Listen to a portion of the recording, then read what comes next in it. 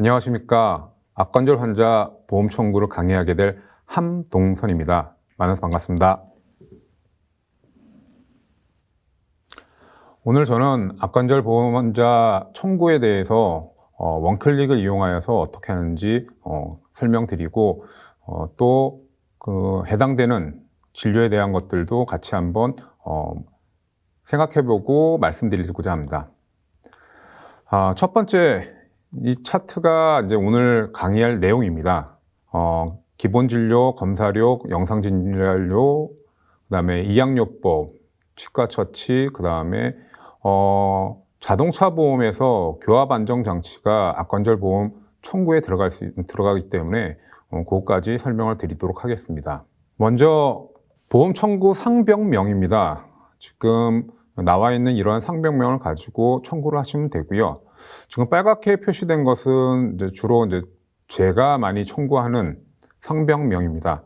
선생님께서 보시고 진단 내리시고 그거에 맞춰서 청구를 하시면 될 것 같고요. 모든 청구가 다 마찬가지지만 너무 한 개만, 천편일률적으로 한 가지만 청구하시는 것은 좋지 않습니다. 네, 일단 기본적으로 초재진 기본 진료에 대해서 먼저 말씀드리도록 하겠습니다. 잘 아시는 것처럼 총 진료비는 본인 부담금과 공단 청구액으로 구성되어 있습니다. 여기에 들어가 있는 총 진료비 구성은 기본 진료비, 행위별 진료비, 재료, 약제, 진료 행위 가산비, 차등 지수가 포함되어 있습니다. 기본 진료는 진찰료와 의약품 관리료로 구성되어 있고요. 이 기본 진찰료에는 초진, 재진, 그 다음에 처방전 발행이 포함되어 있습니다. 의약품 관리료는 저희 같은 경우에는 리도케인이 여기에 포함되어 있습니다. 초재진 환자에 대해서 좀 설명을 좀 드릴까 합니다. 저희가 초재진 환자는 되게 잘 아는 것 같지만 실제적으로는 또 중요한 내용이기도 하고요. 또 잘 모르는 경우, 애매한 경우도 있습니다. 일단 초진에 대해서 먼저 말씀을 드리도록 하겠습니다. 초진 환자는 해당 상병으로 동일 의료기관의 동일 진료 과목 의사에게 진료받은 경험이 없는 환자입니다. 해당 상병으로 치료가 종결된 이후 30일 이후에 동일 상병이 재발하여 진료를 받기 위해 내원한 경우도 초진 환자에 해당됩니다. 지금 이러한 초진이나 재진은 보통 청구 프로그램에서 자동적으로 이런 것은 다 하게 되는데요. 나중에 다시 한번 또 말씀을 드리겠지만 이것을 초진으로 해야 될지 재진으로 해야 될지 선생님이 판단을 하셔서 청구를 바꾸셔야 될 경우도 있습니다. 재진 환자에 대해서 말씀을 드리면요. 해당 상병으로 동일 의료기관의 동일 진료 과목 의사에게 계속해서 진료를 받고 있는 환자입니다. 또한 해당 상병의 치료가 종결된 이후 30일 이내입니다. 동일 상병이 재발하여 진료를 받기 위해 내원한 경우도 재진 환자에 속합니다. 완치 여부가 불분명하여 치료의 종결 여부가 명확치 아니한 경우 90일 이내의 내원 시에는 재진 환자입니다. 바꿔 말해서 90일 이상으로 되면은 다시 초진으로 바뀌게 되죠. 완치 여부가 불분명한 경우, 결국 치료 종결 여부가 불분명한 경우, 어떤 경우가 있을까요? 네, 치주 환자들이 대부분 여기에 속하는 경우가 많이 있습니다. 또한 악관절 환자도 여기에 속하는 경우죠. 여기서 치료의 종결이라고 하면 해당 상병의 치료를 위한 내원이 종결되었거나 투약이 종결되었을 때 치료의 종결이라고 봅니다. 그렇지만 해당 상병의 치료가 종결되지 아니하여 계속 내원한 경우는 내원 간격하고 상관없이 다 재진 환자입니다. 요 초진과 재진에 대한 명확한 정의는 뒤에서 다시 한번 제가 언급을 하겠지만 나중에 청구를 할 때 이게 초진으로 할지 재진으로 할지 그런 문제점이 있기 때문에 판단 여부가 좀 필요하기 때문에 요거는 조금 더 명확하게 기억해 주시는 게 좋을 듯 합니다. 두 번째, 검사료입니다. 검사료에는 크게 4가지가 분류가 되어 있습니다. 측두하악 장애 분석 검사, 하악 운동 궤적 검사, 관절 음도 검사, 동기능적 교합 검사입니다. 측도학 장애 분석 검사를 제외한 나머지 3가지 검사는 장비가 있어야 됩니다. 장비를 구입하셔서 심평원에 신고를 하시고 그걸 이용해서 청구를 하시면 될 것 같고요. 측도학 장애 분석 검사는 뭐 장비 없이 선생님께서 검사하시고 청구를 하시면 될 것 같습니다. 측도학 장애 분석 검사에 대해서 말씀드리도록 하겠습니다. 측도학 분석 검사는 측도학 장애를 정밀 진단하기 위하여 표준화된 도구, 검사지를 말하는데요.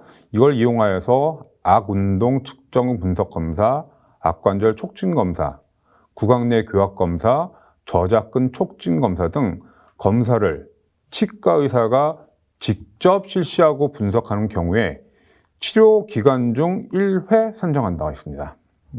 여기서 중요한 거는요, 표준화된 도구입니다. 표준화된 도구 검사지를 이용하지 않고 그냥 내가 검사 다 했어 그냥 그러고 청구를 한다면 지금 말씀드렸던 모든 검사들이 다 기록이 돼야 됩니다.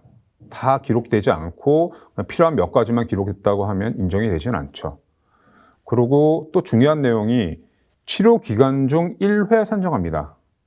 치료 기간이 종료가 돼서 내가 다시 또 치료할 때는 또다시 분석 검사를 다시 하고 청구를 하고 진행해야 된다는 거고요. 치료 기간이 끝나지 않았어. 계속 연장이 된다고 하면 아까 것처럼 재진으로 해서 계속 또 청구를 해야 되는 거죠. 그런 것은 이제 술자의 판단에 맞춰서 이제 청구가 돼야 되는 거라 뒤에 가서 다시 한번 또 요거는 언급을 해드리도록 하겠습니다. 표준화된 도구 검사지입니다. 이것은 이제 제가 전자차트 이용하기 전에 사용하고 있었던 종이로 된 차트입니다. 이런 검사지를 일단 원클릭에서도 이렇게 표준화된 도구 검사지가 있습니다.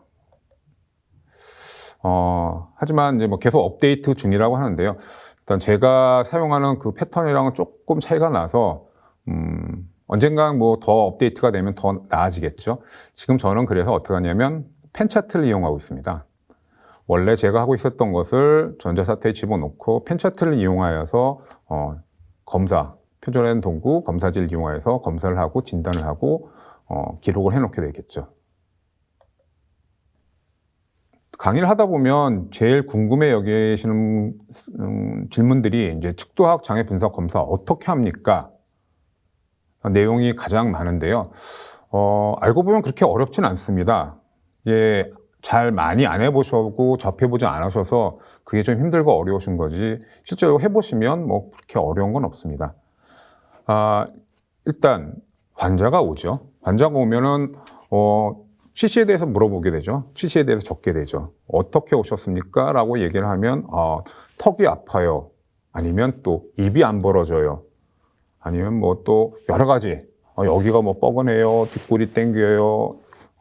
그 다음에 또 소리가 많이 나요. 턱에서 소리가 나요. 여러 가지 다양한 주소로 이제 내원하게 되죠. 내원한 것을 다 기록을 하고요.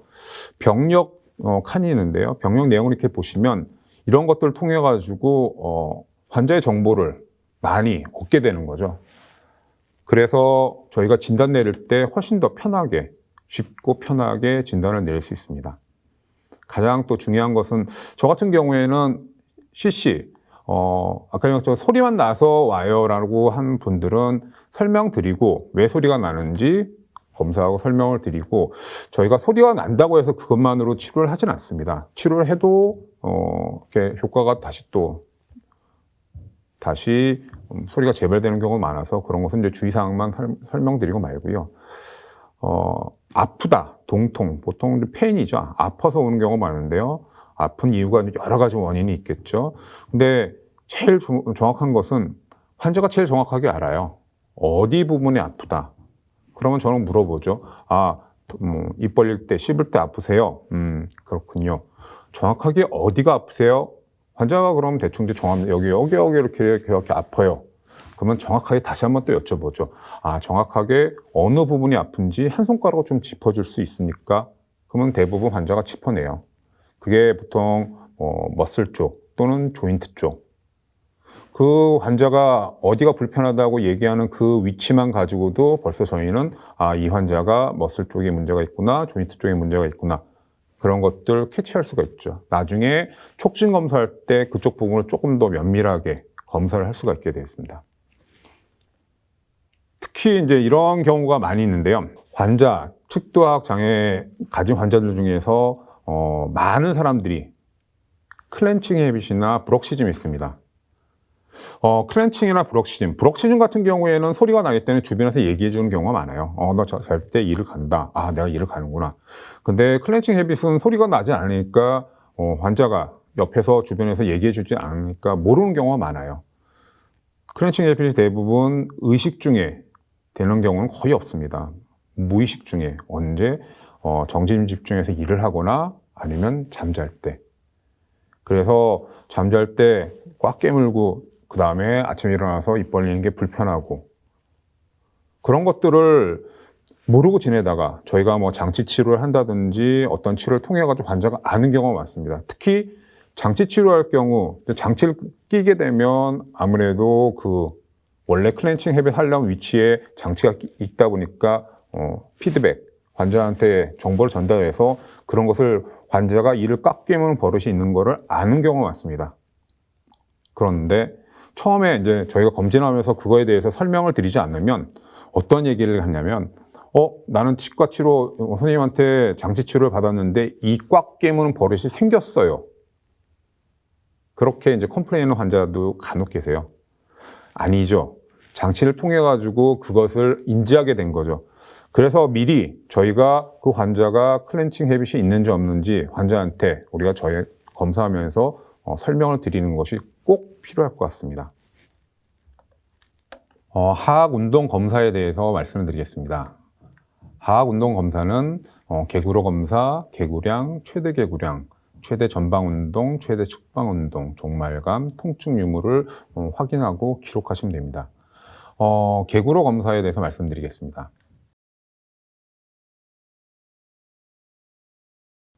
보통 저희가 입 벌리고 담을 때 어디를 보고 확인하냐면 중절치 사이, 이 사이를 보고 입을 벌릴 때 통상적으로 입 벌릴 때는 그냥 스트레이트로 쭉 벌어집니다. 하지만 이제 정복성 관절염판 변이 같은 경우에는 만약 오른쪽이다 그럼 오른쪽으로 틀어졌다가 입 벌어지면서 그냥 정복되고 그냥 앞으로 원래 개구리안까지 쭉 벌어지죠. 만약에 비정복성인 경우에는 그냥 비정복성 부위, 그러니까 오른쪽이다 그러면 오른쪽으로 그냥 치우쳐서 이렇게 벌어졌다가 말게 됩니다. 그리고 원래 개구량보다는 훨씬 더 작죠. 정복성은 원래 개구량까지 쭉 내려갑니다. 그래서 그런 게 좀 차이가 있다는 거고요. 비정복성 같은 경우는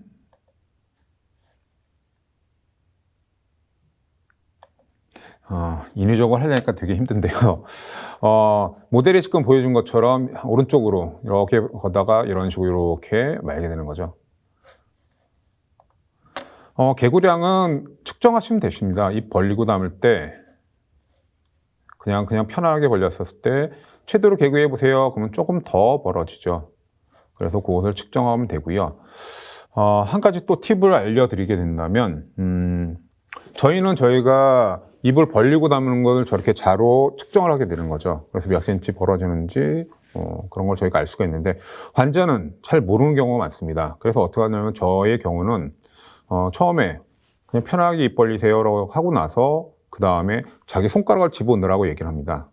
그래서 편하게 입 벌려보세요. 그래서 그럼 자기 손가락을 집어넣으면 손가락이 어느 정도 들어가는지 그거는 이제 환자분이 이제 인지를 하게 되죠. 근데 거기에서 이제 근육이나 관절 부분에 의해서 뭉쳐 있었던 거나 뭐 염증에 의해서 벌어지지 않았던 턱이 저희가 치료를 의해서 벌어진다면 더 개구가 되겠죠. 개구가 되면 손가락을 넣어보세요 하면 아까 전에 처음 벌렸을 때보다 훨씬 더 많이 입을 들어가게 되면 손가락이 더 쑥 하고 들어가겠죠. 그러면 이제 환자가 어느 정도까지 벌어지는지, 내가 입이 어느 정도 벌어지는지 자기가 측정하고 자기가 알 수가 있습니다.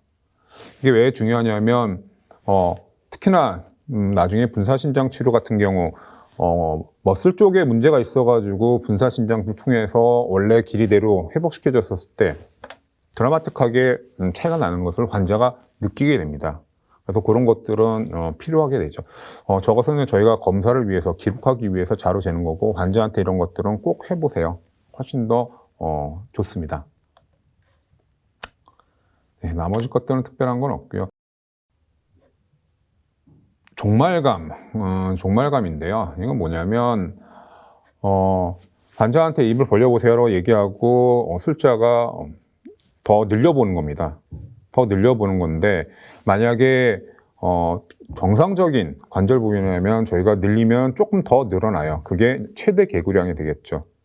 최대 개구량이 되면서 조금 더 늘어지고 입 벌어지는 양이 되는데 관절 부분에서 뭐 디스크가 빠지거나 아니면 머슬 스파즘에서 머슬에 문제가 있어서 근육이 딱 잡고 있을 경우에는 저희가 앞만 입으로 벌리고 늘리려고 해도 안 늘어납니다. 그래서 소프트 엔드필이나 하드 엔드필이라는데 딱딱하게.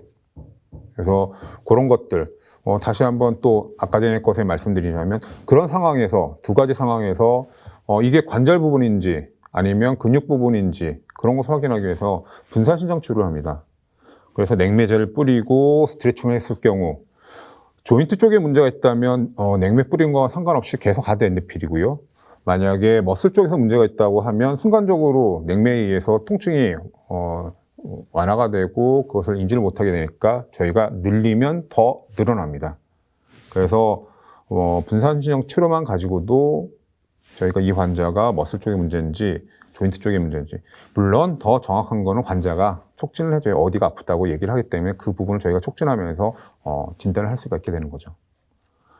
소리 나는 것은 아까 뭐 확인하시면 될 것 같고요. 저항검사인데요. 저항검사는 못 가게 하고 맞고선 털어보세요라고 했을 때 불편한 부분이 있는지 확인하는 겁니다. 부하검사는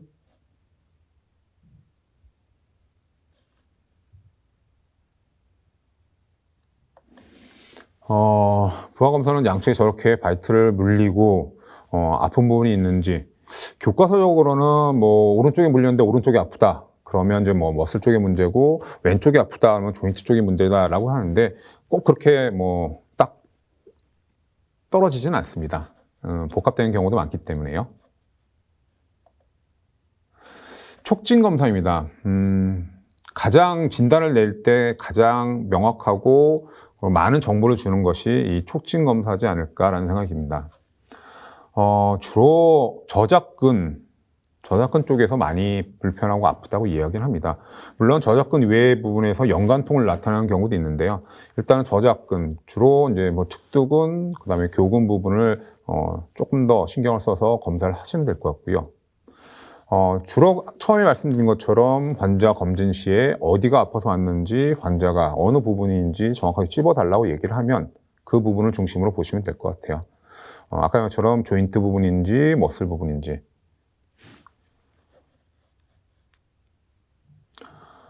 조인트에 뭐 입을 벌렸을 때 다물었을 때 보고 눌러서 촉진을 하는 거고요. 촉진 검사 시에 요령 하나 더 팁을 하나 드리자면 저는 힘이 세요. 힘이 세가지고 누르는 힘이 세가지고 많이 눌러서 아픈지 아니면 또 힘이 약하신 선생님은 힘을 덜 줬기 때문에 덜 아픈지 알 수가 없습니다. 그래서 저는 이제 중거점을 먼저 환자한테 느끼게 해줍니다. 중거점이라는 것은 제가 이러한 힘을 가지고 검사를 할 것입니다.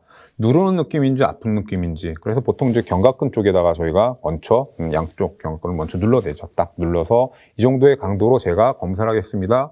누르는 느낌인지 아픈 느낌인지. 왜냐면 눌렀었을 때 누르는 느낌을 그냥 아프다고 얘기하는 경우도 있고요. 그래서 그런 것들을 좀 감별 진단을 하기 위해서 미리 중거점을 좀 주고 검사를 시작하죠.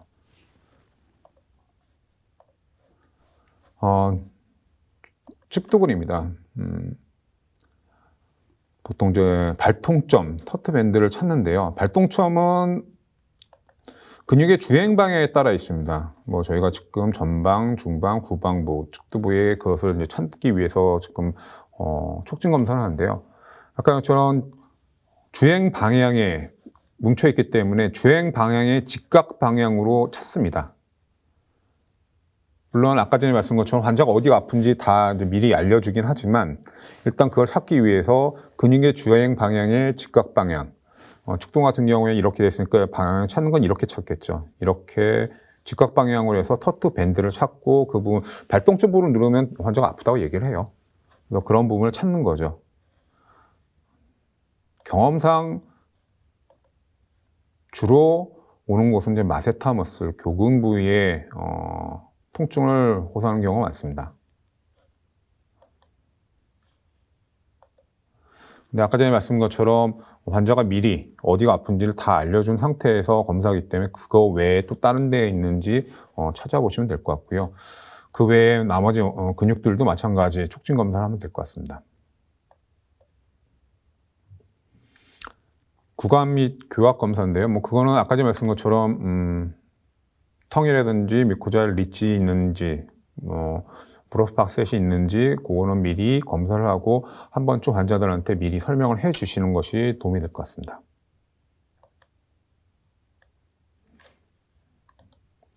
그래서 했었던 것 다시 한번 리뷰를 하면요. 그냥 개구량, 최대 개구량 측정해서 하시면 될 것 같고요.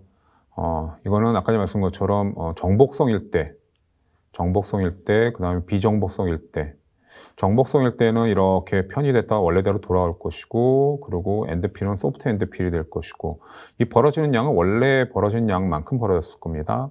그리고 비정복성일 경우에는 아까 저는 편의가 될 것이고, 벌어진 양은 원래 벌어진 양보다 줄었을 것이고, 엔드필은 하드 엔드필. 여기서는 소리가 나진 않을 겁니다. 여기서는 소리가 나는 경우가 클리킹 사운드나 아니면 어쨌든 소리가 난다고 얘기하는 거죠. 소리 안 나고 부드럽게 넘어가는 경우도 있는데요. 소리가 날 수도 있습니다. 하지만 여기는 소리가 나지 않는 거죠.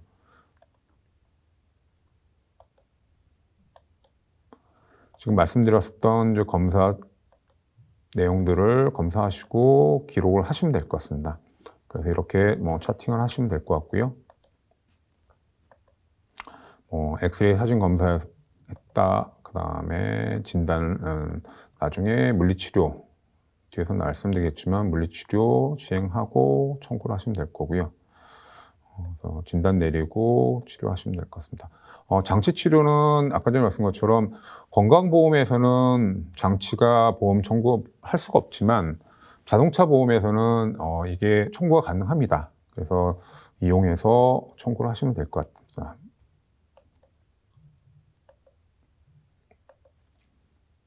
그래서 펜 차트 하시고 그 다음에 전자 차트에다가 아까 말씀드린 것처럼 측도학 장애 분석 검사 그거를 클릭하시면 될 것 같습니다. 말씀드린 것처럼 이 세 가지 이것은 장비가 있어야 됩니다. 그래서 장비를 구입하시고 심평원에 등록하시고 그게 다 확인되면 그 다음부터 청구를 하시면 될 것 같습니다. 엑스레이입니다. 영상 진단인데요. 파노라마나 그 다음에 앞감절 시리즈, 그 다음에 또 요즘에는 컨빔 CT도 많이 찍게 되는데요. 컨빔 CT의 세부 인정 기준입니다. TMJ 쪽인데요. 강직과 간별을 요하는 심한 임상적 개구 제한, 골 관절염 및 과도 형태 이상, 스프린트 치료에 반응하지 않는 측도학 장애, 악관절 수술 전후 평가, 이 네 가지 경우에만 컨빔 CT, TMJ 쪽을 인정을 해주고요. 나머지는 인정해 주진 않습니다.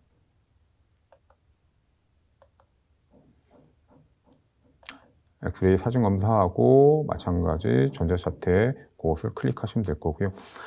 전자차트 이용할 때 치식 어디에 찍습니까? 라고 말씀하시는 분도 간혹 계시는데요.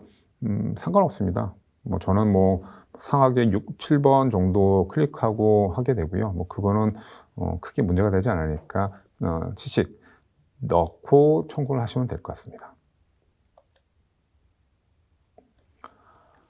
이항요법에 분사신장 치료하고 악관절 고착 해소술이 있습니다.